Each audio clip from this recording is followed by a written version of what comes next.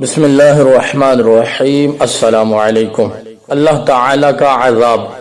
ترکی کے صدر رجب Tayyip Erdogan نے چند ماہ قبل ایک بہت بڑے مجمع میں تقریر کرتے ہوئے ایک واقعہ سنایا۔ مجمع نے بہت غور سے اسے سنا اور کہنے لگے میں آپ لوگوں کو تاریخ کا ایک واقعہ سنانا چاہتا ہوں۔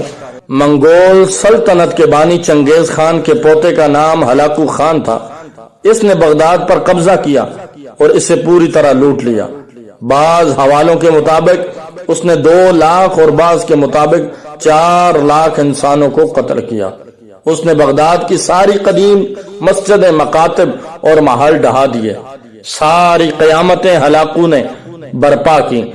اسی ظالم حکمراں جو بہت دور سے آیا تھا ایک حکم جاری کیا کہ وہ بغداد کے سب سے بڑے عالم سے ملنا چاہتا ہے۔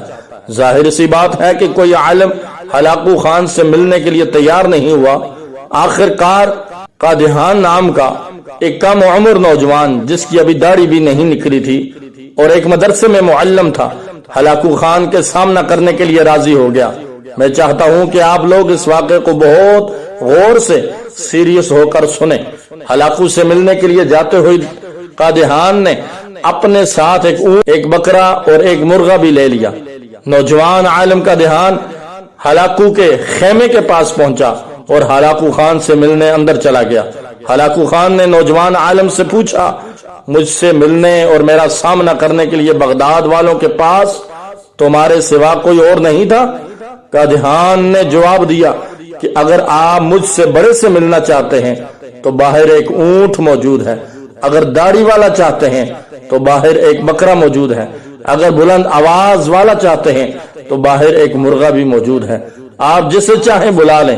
ہلاکو خان بھانپ گیا کہ اس کے سامنے کھڑا ہوا شخص کوئی عام آدمی نہیں ہے۔ تب ہلاکو نے اس سے پوچھا، یہ بتاؤ کہ میرے یہاں آنے کی وجہ کیا ہے؟ نوجوان نے اسے بہت گہرا جواب دیا۔ اس نے کہا، ہمارے اعمال اور ہمارے گناہ تمہیں یہاں لائے ہیں۔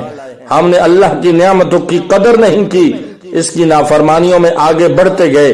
دنیا، مال و دولت اور زمین و جائیداد ہمارے دلوں میں رچ بس گئے، اس لیے اللہ نے آپ کو ہمارے پاس اپنا عذاب بنا کر بھیجا ہے تاکہ اس نے ہمیں جو نعمتیں دی تھی وہ ہم سے واپس لے لے۔